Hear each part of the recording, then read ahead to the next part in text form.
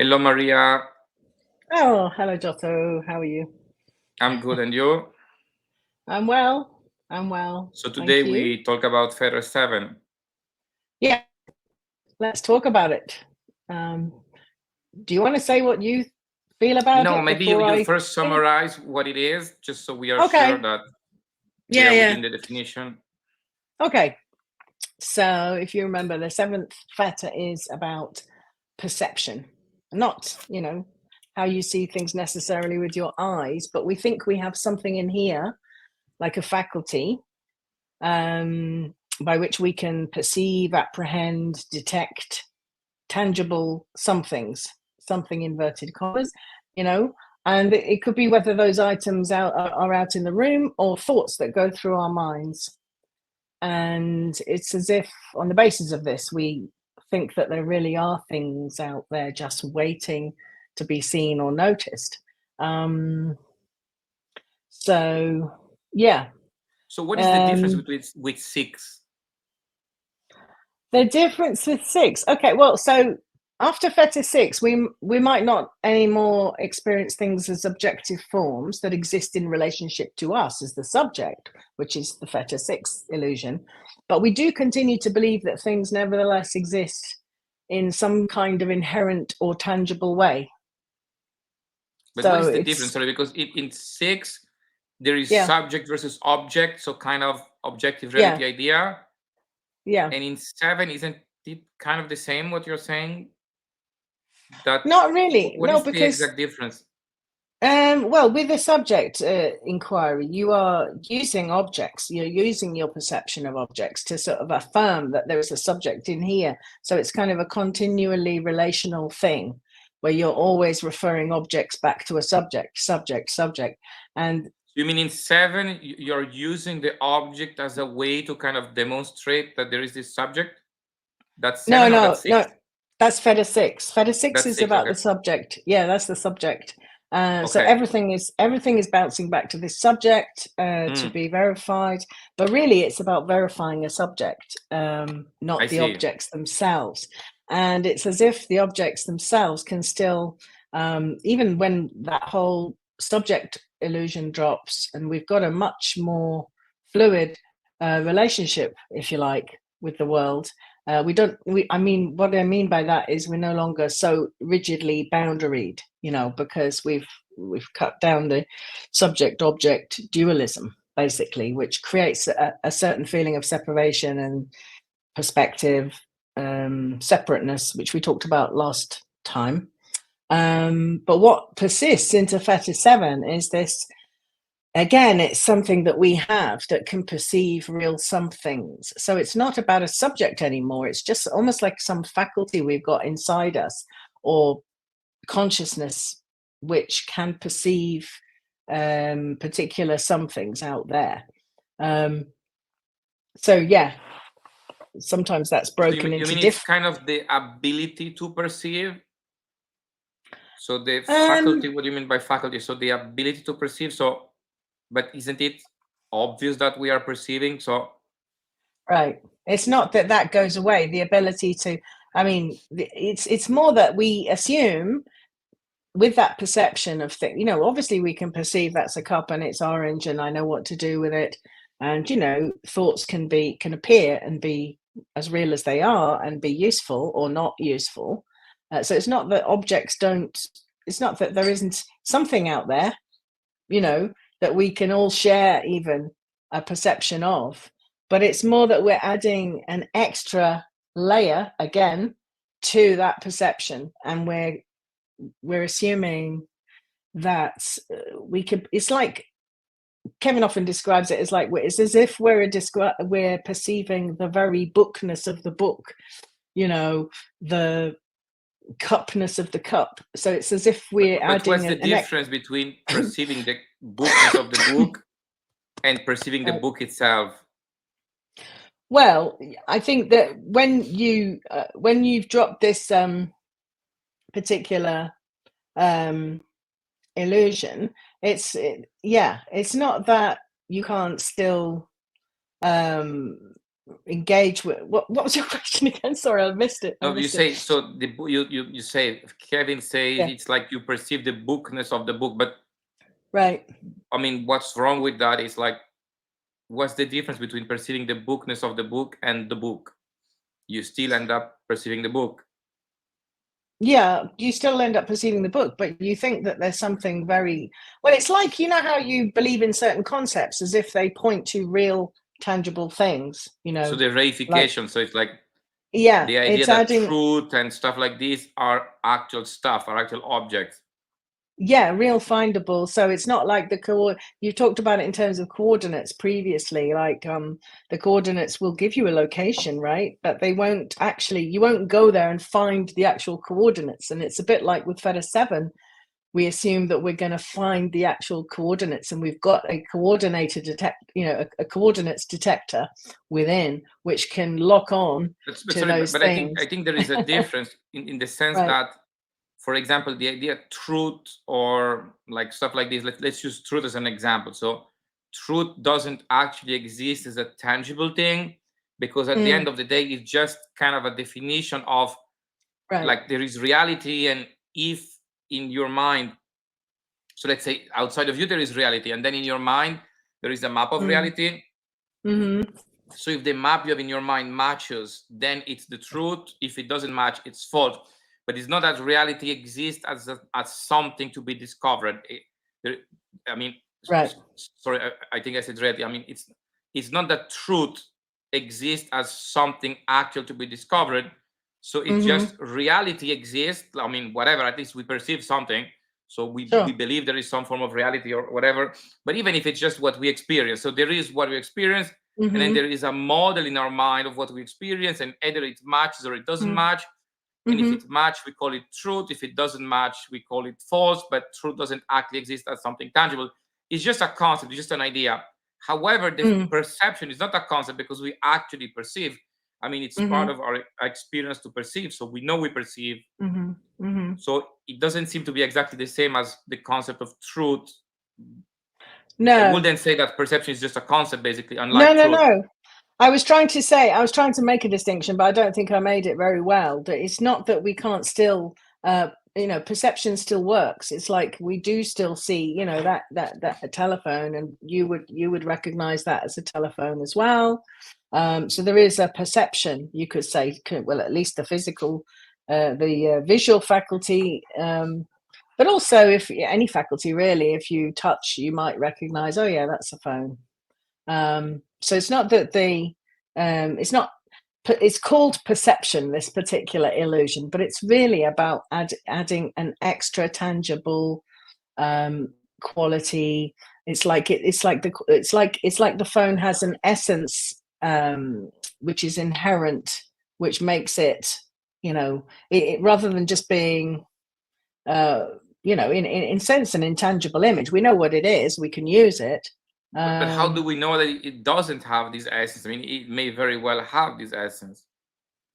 Well, normally we project a sort of essence onto it. So, you can look at it. For example, one exercise is to look at it whether it has an inherent quality of satisfactoriness or permanence, or, those things.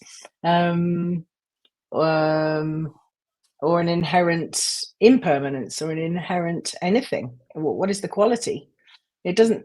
If the more you look, the less likely you're going to find it, right? Okay, but how does it relate to our perception? So we perceive stuff around us, or we perceive an experience.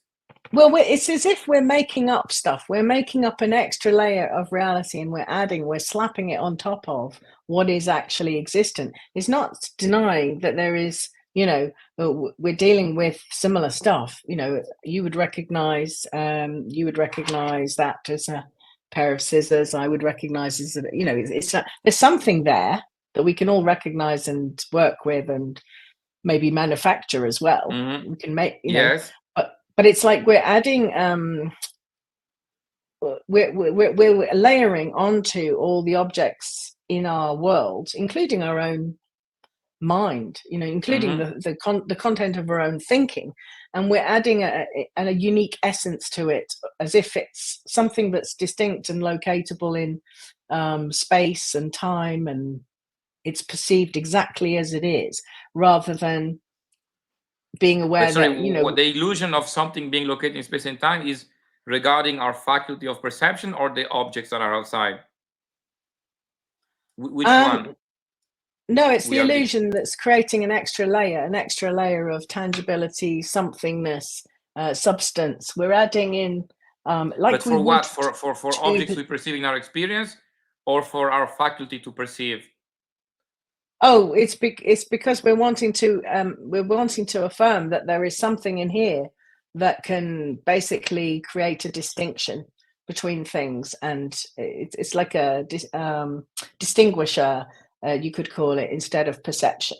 So something in here can recognize something out there, and it's hard to describe, actually. Yeah. Yeah. I'm not sure I understand it still. So, right. Can you give maybe a practical example? Yeah. So, I mean, if you look around, I mean, we could do it as a sort of little exercise, if you like. Maybe that would make it a bit more. Not necessarily, but because the exercise, I'm not sure if it allows to conceptualize and to understand. So well, maybe an example, or an example, I think, is better than an exercise. Okay. Well, it's yeah. Is there any inherent difference between the nature of a chair in the middle of the room and the thought about what you had for breakfast or lunch earlier today? No, but do you remember we were discussing this last time, the idea that there is no inside and no outside, that the bird singing is as much outside as a thought. It's so this from Krishnamurti. I'm not sure what Krishnamurti, Yes. So if that's the thing, that would be Fetter 7, this idea that the distinction between inside and outside, that's what you're talking about? Well, inside and outside, as I said, goes even further. That goes to Fetter 8, because we break down this kind of... So what is exactly Fetter 7 then, if it's not this one, if it's not inside and outside? It's the extra substance maker. It's like it's making extra substance and reality, and adding those things into our perception of things.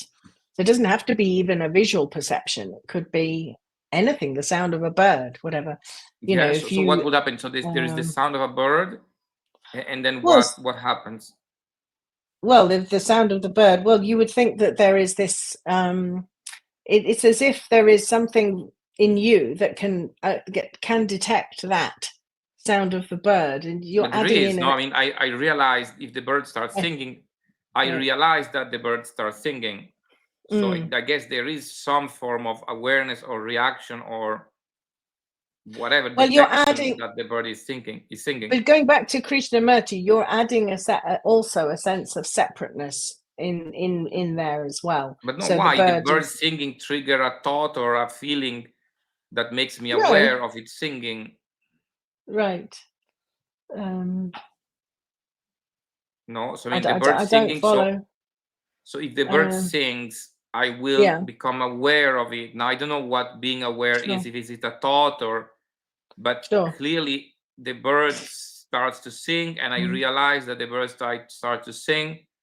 Right. And I may do something about it. Okay. I may listen to it. I may pay attention to it. So I may do something about it. You can hear the bird. You have hearing, and you have thoughts about the bird. Is there anything else going on? Hearing and thought about but what is supposed to go on? So let's say someone was that Fetter, what would they think is going on? So someone still Fetter 7. They think that they're detecting they add more onto that. It might go into concepts of a bird, their concept of a bird. They are uniquely perceiving the essence of that bird and that hearing experience. It's adding a layer of reality and putting everything in time and space. So it's like you're creating a certain distinction, a certain location. You're you're But why not? constantly You could adding try, in because, like, for example, with our ears, we can things. tell, is it coming from the Yeah. left? Is it coming from the right? We can detect to some extent the location of the To some sound, the extent. origin of the sound. Of With course, our it's ears. useful. No. So To some degree, that's what would be the useful. issue that they try to detect the location of the bird? The issue is that you think that you've got something really special in you that can detect the really unique qualities of things out there, and it's you know So it's special intended as that no one else has it. What special means in that context? well, yes, because it's unique to you. It's unique to you, that particular. But to some extent, isn't it? Because let's say I'm located in this exact specific position. If a bird sing, only I will hear it exactly in that specific way because of the distance and maybe the shape of the window, and combine it with the sound of the sea. So my perspective over the sound of that, because let's say there is the same bird, but I'm slightly closer, you're slightly more far, and maybe there is a tree in between. So in some way, I will hear the sound of that bird in kind of a unique way because of the specific position of me versus the bird. And you may hear the same bird, but from a slightly different position. So the sound may be slightly different. No? I think the problem is that's just normal hearing and our ability as, you know, human beings to, you know, we do have senses, different senses, which, you know, can apprehend or, you know, it's not denying hearing or physical visual perception or touch, or that thinking arises or any of that. But it's as if we add in a kind of consciousness added to the hearing, or a consciousness added to the seeing, or a consciousness added to the touching. So it's not just the physical sound and being able to physically locate the bird. You know, is it maybe it's in the room, maybe it's outside. If it's inside the room, it's going to be a problem, right? Because it might then fly into the window or whatever. So, you know, it's useful to have that kind of information, but it's as if it's subtle, it's difficult, and it's difficult. We don't even know that we assume this. And to be honest with you, Feta 7, when I was looking into it as an inquiry for myself, I thought, oh, I don't do that. I don't make things more than they are. Okay. You know? So it's not, I get your questioning in that. Well, of course you see, of course you hear, of course there's the thing, you know, but it is subtle, and I found that I was actually adding into it more in terms so you of were more in terms of adding. So can you describe exactly what is the piece that you were doing and you stopped doing, and how the transition works? Well, the thing I noticed mostly was I stopped believing so much. I stopped believing in the reality of my own concepts or anyone else's concepts. It's not that. But in this case, there is no concept. So let's say in the case of the birds singing, right? Where is the concept? Well, there isn't a concept, but I suppose for a while. No, there isn't. There is. In that, you know, you're adding something, but it's not necessarily a thought. It's not necessarily like a concrete thought, but you're adding a certain somethingness, a certain concrete substance, which I didn't perceive to be there after this illusion fell. It was actually a bit disconcerting for a while. It was almost like I felt like I was going on a train to work, for example, and as this Feta was falling, and I wasn't so sure that the train was really there, or that, you know, if I put my foot up onto the floor of the train, whether it would fall through. It was a bit like living in a ghost world while I was going through that shift, because I had taken away the extra layer of reality that I was adding in to everything. But then what is the extra layer? Because of course the train is there to the extent that if not, you will be on the rails. Right, I got on the train. So the train is there. That's right. So I got on the train, has got been to removed? work. That's what I cannot understand. So what is the thing that was there and then is not there? What is the shift about? Okay, the shift is about that you look for, and then you can't find a faculty in you. So it's in you. So it's not about the outside. No, so it's not even about the outside. And what is it? Yeah.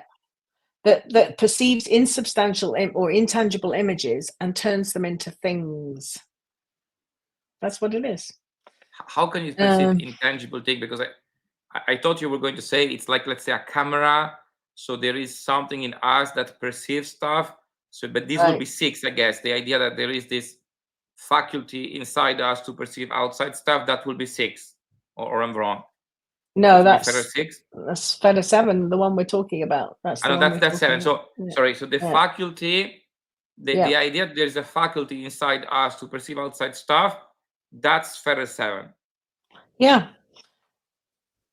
No, it's not that can perceive outside stuff. It's turning them, that can turn them into real, substantial, tangible things. So what you can also look for, if you're not looking for this faculty of that can make things, lend them an extra realities, you can look for, is what I'm looking at, like whatever it is in front of you now, a sign that there is something out there and you're just noticing that? Or is it just the scene with no inherent divisions? Do you see what I mean? It's like, it does actually point to what Krishnamurti was talking about, in that there, what we create an extra layer of separation again with this Feta by, it's like there's this noticing part and there's the thing, right? And we're noticing, noticing it. The noticing part inside us, right? That notice the thing, and so the realization is that the noticing part basically is not there. There is no such thing as the noticing part. Yeah, well, yes, noticing as in terms of making extra reality out of what is the stuff that is available to us. I think that what I realized was, that we are just dealing with a bunch of intangible images, really, but we can all agree on what most of them correspond to. It's like, but why would you qualify them as intangible versus tangible? I mean, what is the difference? Because it's like, if you say intangible, then you have to say that something is tangible, because if you say that everything is intangible, then there is no point using the word intangible. So what is tangible then?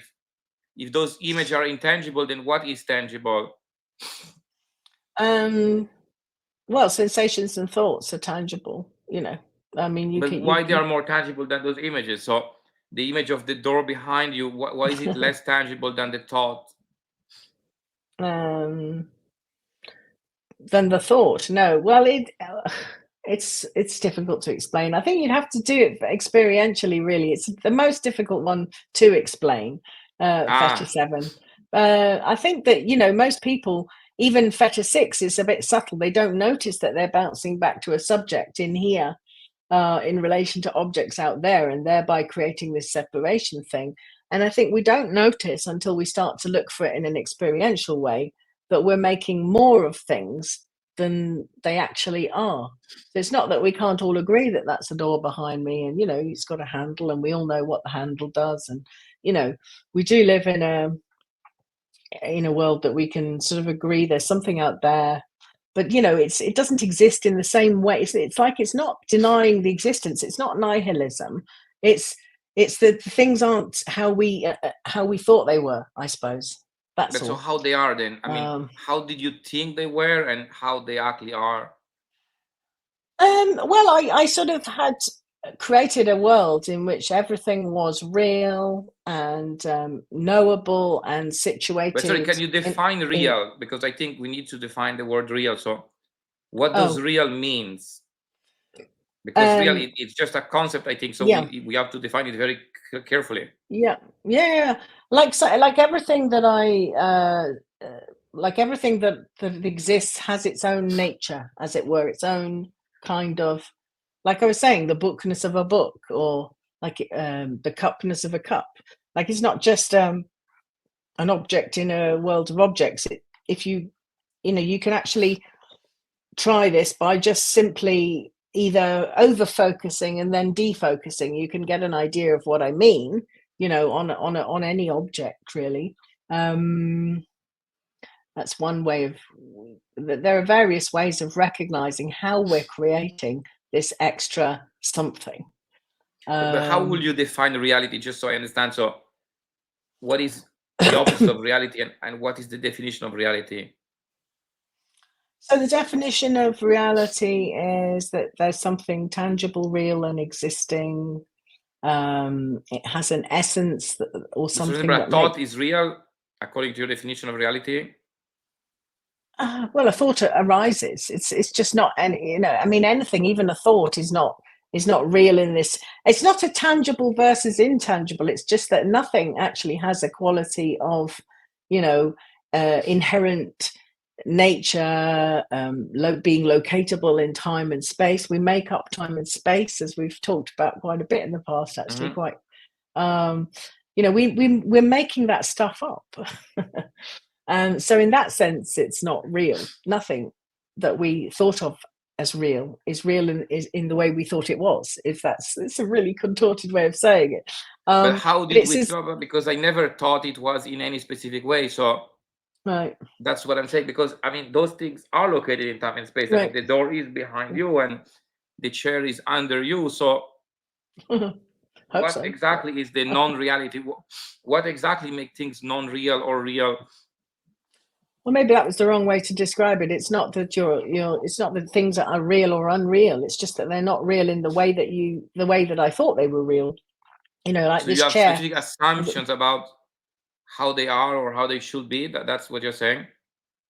Yeah, I think it's an additional. You're adding stuff in basically to make up a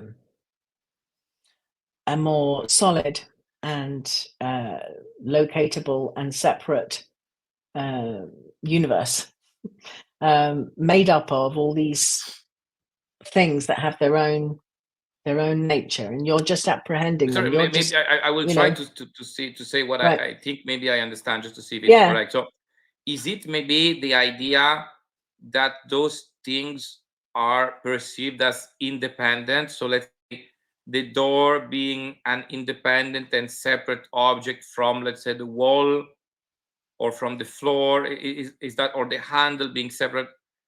Is it this idea that there is some kind of non-exclusively arbitrary separation? Because of course we make those arbitrary separation. We say here the door starts, and to some extent it makes some sense, because especially if they have been cut separately, you can say the door is made of wood, but in reality it's all just a bunch of particles. So is that what you're saying? So the idea that when you say yes, they are I just guess images versus they are not real, so it's like, because one could argue it's just a bunch of particles, right, and we perceive those particles as images, and any nature we ascribe to them is arbitrary, because it's just a bunch of particles, but we like to, let's say, group them in specific ways. So we are going to call this group of particle handle, and this group of particle door, and this group of particle house. But where does the house start and the earth, let's say, end? It is not very clear. So that's what you mean. So the fact that we make arbitrary separation in what we see, so that could be the extra quality we add. So we perceive this stuff as, let's say, images, and we add this layer of groupings, and we forget that those groupings are arbitrary and defined by us. Yes, but also I think the thing that, yes, I think you're completely right I mean, you're barking up the right tree there, but it's like it's also how especially we make things separate and unique from us, the observer. That's the chief aspect of the separation we create.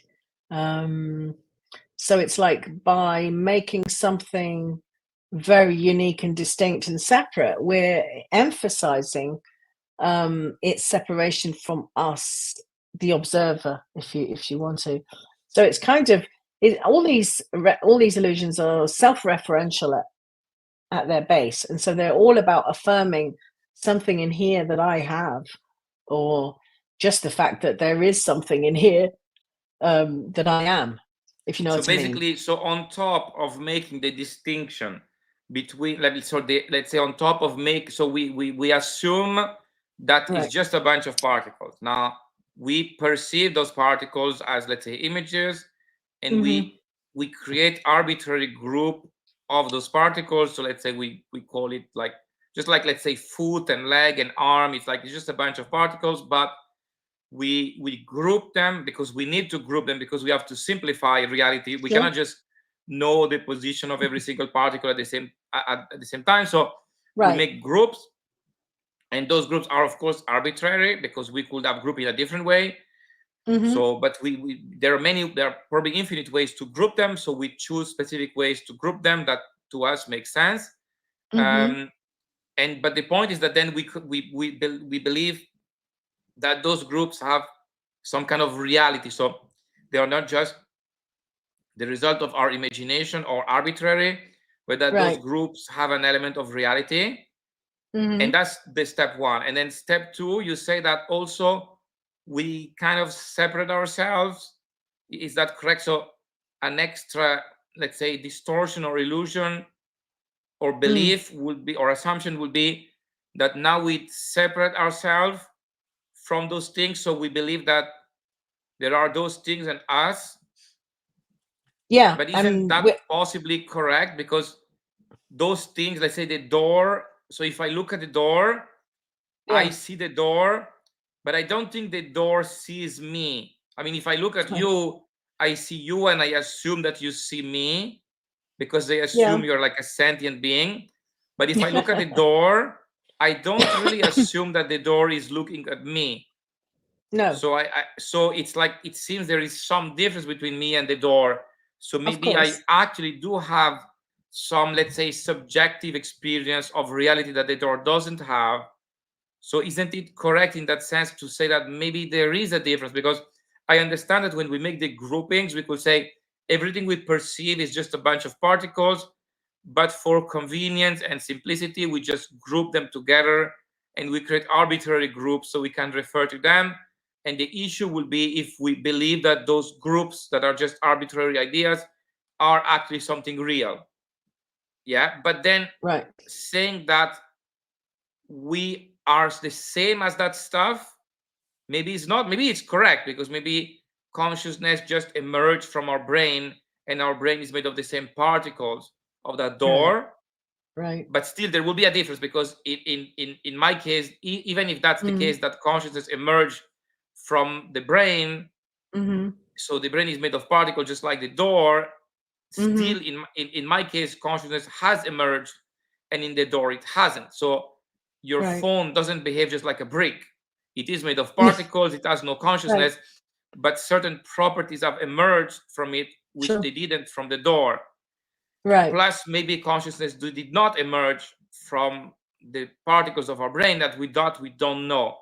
But still, in this case, it seems to me that the fact that we can have a subjective experience and the door cannot have is not just completely arbitrary, just like when we decide to group as the door or as the handle or as the house or whatever group we choose to make. It seems that this is less arbitrary, so it may be more reflective of reality. What do you think? Yes, except that we're not going, it's an assumption really that there is something called consciousness as well, It is, but it's also an assumption that there isn't. So in well, some way we it? perceive a subjective experience, Right. and we assume that the door doesn't perceive it. And I think that's kind of a fair assumption to believe that there is some that's difference. part of it. And yes, that's part of living in a world of other people, isn't it? That we assume we're all kind of walking around making up our own movies in a way. You wouldn't crush your dog. No. But you would crush a stone. Sure. You see, so if you need like some powder, let's say for fixing your house, you could crush a stone, but you wouldn't really crush your dog. But if you believe that your dog doesn't have any subjective perception, you could, because you could crush his bone, make a fine powder, just like the powder of the stone. But you don't do it because you believe that just like your dog has a subjective experience of reality, so you don't want him to suffer, but you believe the stone doesn't, so you don't really care about the stone. So Well, do I we really assume have that the dog. I assume that the dog would feel pain. So why would I want to exactly, and the deliberately stone would create not. pain? The stone So would you not assume feel pain. you don't care Yeah. about the stone because you think the stone doesn't feel pain, but maybe the Yeah. stone does feel pain. Maybe it just cannot communicate it. It Yeah. doesn't seem to be the case. I mean, Yeah. we have no Yeah. evidence of that. But then we don't have absolute certainty that the dog feels the pain either. We just No. assume No. that because we are animals and we are made in a similar way and we feel the pain, then the dog probably also feel the pain. But saying that because we cannot be sure, so you say we cannot be sure there is such a thing as consciousness. Yeah, sure, we cannot be sure, but we cannot be sure there isn't either. Mm-hmm. No, but I think in the way that we assumed, I think that's one thing that you can see through, that you don't have consciousness in the way that you assumed you did, in a way that, like, there is this consciousness operating that does this and does that. I think No, one thing. So what I think clearly goes away with this process is the idea that there is some connection or some relationship between consciousness, whatever that means, and agency. Because I think instinctively most people assume that that consciousness and agency is the same thing. Okay. Or that one. Sorry? Yeah, can you say more on that? Because then I'll know why you. I have to turn my cam off for a minute, actually, so I'm still here. Okay. Yeah. So all I'm saying is that I think most people assume, I mean, or at least initially in the beginning of the path, there is this assumption that there is a connection or it's the same thing. So basically that agency and consciousness or subjective experience is the same. But I will say it doesn't have to be, because you could, for example, have a passive consciousness, which would be more like a spectator. So it doesn't require agency. So basically the point, or all I'm saying is that I think when you start this path, and I think most people in general that didn't go through this path, they assume that if there is subjective experience, there must be agency. So the perceiver is also a form of controller. But in reality, there is no reason for that. You could have, just like when you go to the movies, I mean, you have no control, but you can still see the movie. So consciousness or subjective experience does not require agency, does not require controlling. So, but I wouldn't, so I think it's kind of easy to dismiss agency, or to at least realize that agency is just an assumption and we have no solid evidence of agency, also because it kind of goes against the laws of physics and causality and whatever. But there could very well be such a thing as consciousness that is passive, and this will not in any way, like, let's say, conflict or contradict the laws of physics or causality. So there could be consciousness as passive perceiver. So I think the transition between before doing this path and after doing this path is that you drop the belief that consciousness, whatever that means, has agency, or there is any form of agency whatsoever. But you cannot really exclude a priori. So you cannot really assume the non-existence of consciousness. Right, but what you can drop is the assumption that things are, that you're seeing things as they really are.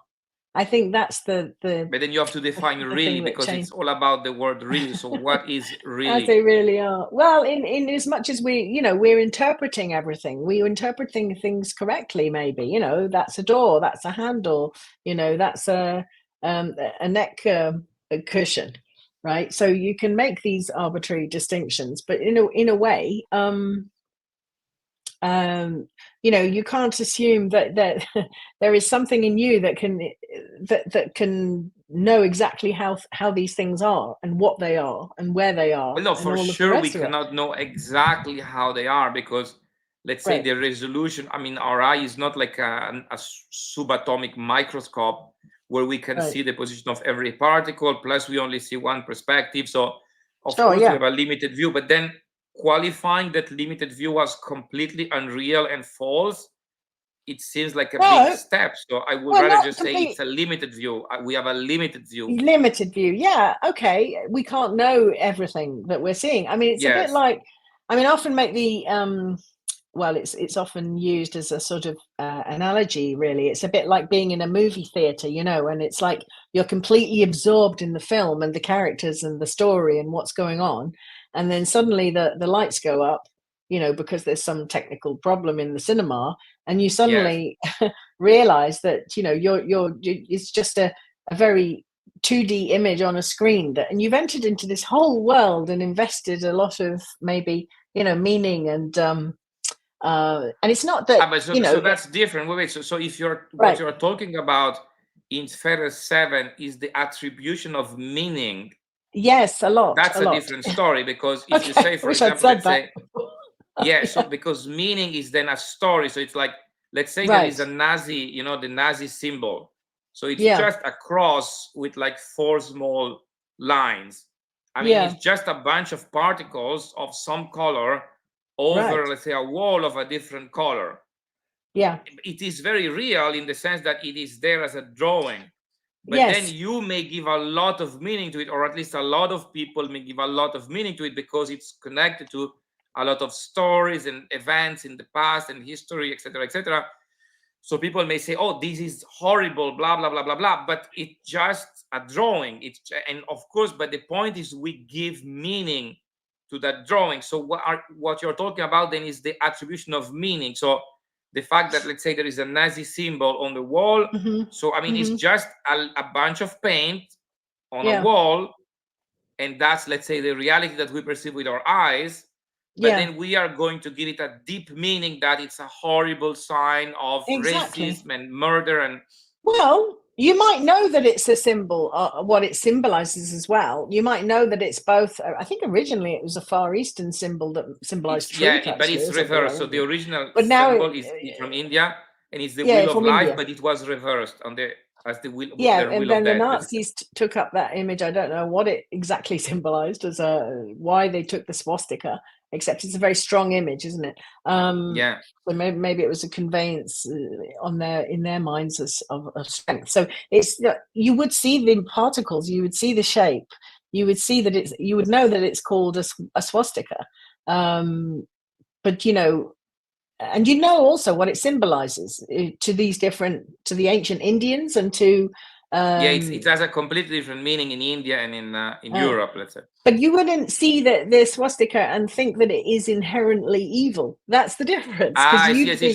Right. So you will know, you will be aware that for some people it means something. Yes, yeah. But you will not believe that it's a sort of absolute reality. So there is a symbol, there is a drawing, it's made of paint. Certain people have a specific idea about its meaning. So certain people will feel bad when they see it. Yeah. And you're aware of that. But there is nothing intrinsically bad in the symbol. There is something in the mind of millions of people that make the symbol bad. But let's say the nature of the symbol is not in the symbol itself, but is in the mind of the millions of people that watch the symbol. Exactly. Yeah, I think that's a great. Yeah, that's a good way of for describing. extreme cases like the swastika. But how would you apply this to, let's say, a door or a book, more neutral things? Well, I mean, one thing I would do is when I would just look at loads and loads of ordinary objects, and I'd look, for example, one exercise I get people to do is particularly good when traveling. You're traveling along on a train, things seem to be just passing in front of your eyes, as it were. Many, there's a tree, there's a building, there's a horse, there's another building, but then it's as if you might notice when you're doing that is that you tend to fixate on particular things and give them more meaning. It's like you're giving extra thingness to that thing. But I think this also makes sense. So wait, let's say you're driving. So for example, you will give extra meaning to the red light and green light versus, let's say, a bunch of leaves on the side of the road, because it's relevant to what you're doing, to your driving. Absolutely. Yeah. We still need to be able to do that, to understand symbols and what they mean. And to understand the meaning is different to actually thinking there's an inherent meaning in it. I see. So basically the confusion, let's say in Fetter 7, will be the idea that the meaning is intrinsic to the thing and not just exist in your mind or the mind of other people. So the red light means stop, but only because Yeah. we conventionally agree that it means stop, and we are all Stop. aware that it means stop. So we stop, Exactly. and that's a good thing. So we all stop and we Yeah. don't die. Oh yeah. But Oh in yeah, reality, there is yeah. nothing intrinsic. I mean, there is nothing Yes. intrinsic in the color red that means stop. We just No. conventionally agreed. I see. But so Exactly. what was the part about ourself as a faculty of perception?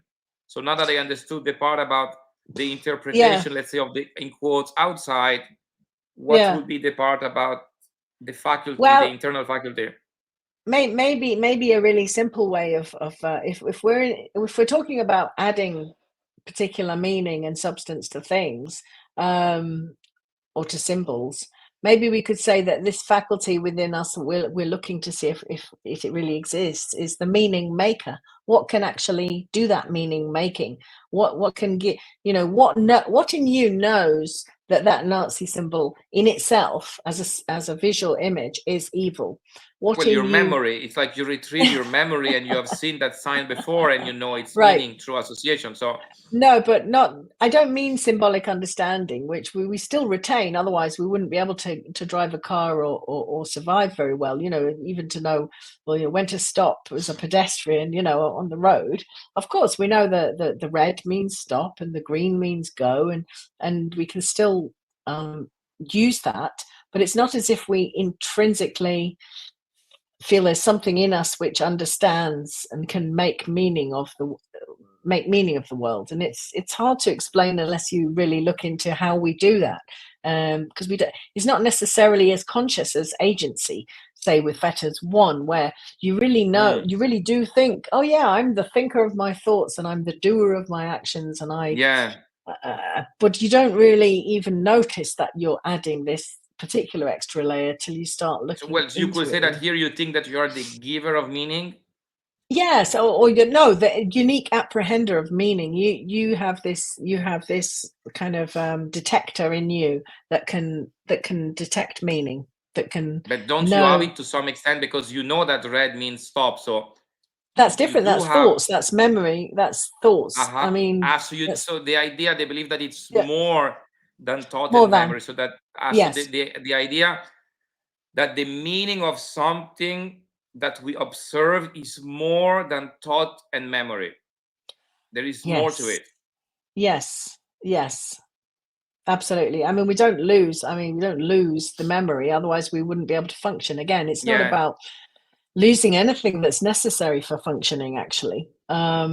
It's just about losing an extra layer of meaning making that we've put on top of stuff, Mm. and then believe in as if it were, you know, uh, yeah, as if it was all waiting there for us to discover. And people can spend their whole lives, looking for. In the Buddhist movement I was in, the idea was that in the end, you would see things as they really are. For example, everything. Okay. So it's more an illusion. So it's like the idea, it's Right. more the realization that there is no such thing as really. So if Yeah. you start this path with the assumption and the expectation that eventually you will see things as they really are, then at some Right. point you will realize that there is no such thing as really are. You just see Right. what you see, and that's it. And that's all you're ever going to experience. So you're just going to see what you see, and that's it. And there is no such thing as really are. Right. That's Is it. that correct? So it's more this. So Yeah. this, is it correct to say that this is more like dropping an expectation? So rather than a thing that is already in there, it's the expectation that you can Yeah. potentially see things as what they really are, and then you realize Yeah. that that doesn't make any sense. So you drop this expectation. Is that correct? Yes. As in Right. Fetter 7? Yeah. You could. Yes. Exactly. You drop the illusion. Any concept could have an element of truth, actually. And it's not that, concepts still arise just as they always have, but they're no No, no, but I longer think very specifically what I'm saying is that no, about if I reality. understood, Yeah. if I Yeah. understood correctly, it seems that when people start this journey, they have an expectation that at some point they will be able to see things for what they really are. And Yeah. is it correct to say that Fetter 7 is when you drop this expectation, because there is no such thing as what things really are. There is just whatever you perceive, and you have no idea if it's real, not real, whatever. It's just whatever you perceive, and you can give meaning or not to it, doesn't matter. But there is no such thing as really are. Yes, I would say so the dropping of Fetter 7 is the dropping of this expectation. So whereas on the outside, the outside, it's about a meaning. It's about the attribution of a meaning to symbol. In let's call it the outside. I mean, I know it's stupid to use outside, inside, but let's say on what we perceive, it's about the attribution of a symbol. And regarding the ability to perceive, it's about dropping the So basically, if before Fetter 7, we will tend to believe that the meaning of the stuff we perceive is intrinsically real. And we expect that we could at some point potentially see things for what they really are. After Fetter 7, we realize that any meaning that is attributed to symbol is conventional, is just in our memory, and is not real. And we drop the expectation that there is anything real, not real, but there is any such thing as what things really are. So we drop the idea that things really are something. So there is no possibility of seeing things for what they really are, because what they really are doesn't make any sense. Right. Yeah, it's easier actually to see it in terms of what we really aren't, or what things really aren't, because you've taken away a layer of rubbish about, adding reality, but I think that's because I will say the saying that, I mean, having the expectation that one day you will be able to see things for what they really are basically implies that you believe that things are more than what you see. And maybe that's what you were saying initially. So but in this case, it's more about it, because before you were saying that you see things and you assume that there is more than what you see, but then you cannot describe it. But maybe because it only exists as an expectation. So it's like, let's say there is a box and it's closed. Now, and you ask me, you believe there is something inside the box? And I'm like, yeah, but why? Because you cannot see it. But maybe I expect that there is something inside the box. So even if I have no idea what it is, because I've not yet opened the box, I still have an expectation that there may be some. I think that eventually the box will be open and I will see what's inside. So maybe when you say that, let's say you look at stuff and you see more than what there is, it's not that you actually see more than what there is as of now, but it's that you have an expectation that there is more than you can see, and that maybe one day you will be able to see it. And with Fetter, by dropping, and when you drop Fetter 7, you realize that there is no such thing. So that there is nothing else that is left to be seen. It's just whatever you see is what you see. And there is nothing more that is suddenly going to appear, basically. Well, that's why there is a saying, in the scene, only the scene, or, only solely the scene. Because we're that's the whole point. We stop adding stuff to what is, what is actually knowable or not knowable. And for another example, I mean, I was taught that once you see things as they really are, you'll see that everything is impermanent. Whereas, that's not how you actually see things. Yeah, I think it doesn't make any sense, because most things just say something I think funny is like, most things will outlive you. So let's say your house, it's not impermanent to the extent that you will probably die before that house collapses. Sure. I mean, usually people pass property to the next generation. So houses outlive people. So it's stupid to say that the house is impermanent, because as far as you're concerned, it's not, because you will die before the house collapses. No, I think it's just a concept, and it's become a bit of a reified concept in Buddhism, because one of the things that is actually hard to accept is that there is no such thing as permanence. Not for you maybe, but a lot of people do want a certain stability and permanence, and so it was brought in as a corrective to that, to contemplate, say, impermanence. But it's just the opposite side but then of it the becomes coin. The thing. So basically, to fight against the thing of permanence, they introduced the concept of impermanence, but then people made the concept of impermanence as a thing also, basically.